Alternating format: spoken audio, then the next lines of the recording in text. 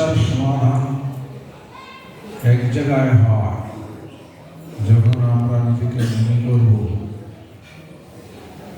যোগ্যতা বিচারে কিছু নাহি পায় তোমার করুণা সার, করুণা না হইলে কাঁদিয়া কাঁদিয়া প্রাণ রাখিব।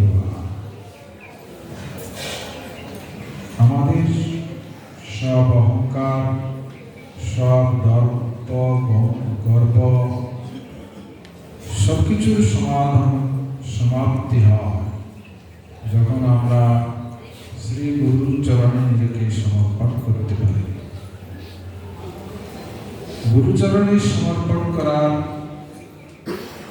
বিশেষ দিন হিসাবে আমরা তার আবির্ভাব তিথি এবং তিরোভাব তিথিকে বরণ করে নিই। শ্রী গুরু মহারাজের বিশুদ্ধ চরিত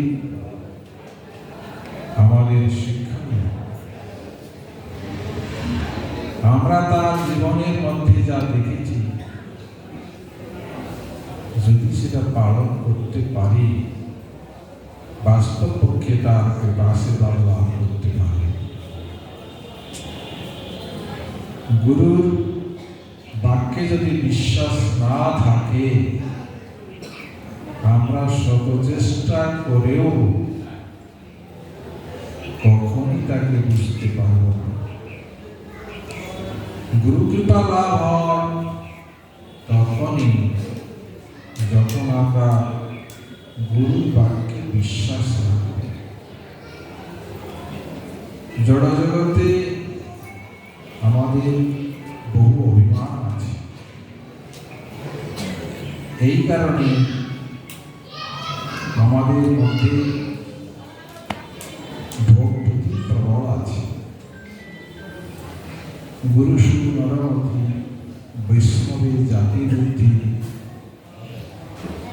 এই ব্যাপারগুলো আমাদের হৃদয় থেকে যখন অপসারিত না হচ্ছে, ততক্ষণ পর্যন্ত আমরা ভগবানের সেবায় নিজেকে নিযুক্ত করতে পারব না।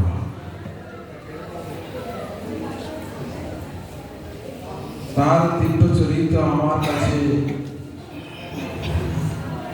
বলা অসম্ভব। তার গুরুদেব তার চরিত্র নিজে বর্ণন করেছেন। প্রভুপাদ তার শ্রেষ্ঠ ভক্তিবিলাস তীর্থ গোস্বামী মহারাজের চরিত্র বর্ণন করেছেন। গুরুদেব শিষ্যের গুণকীর্তন করেছেন।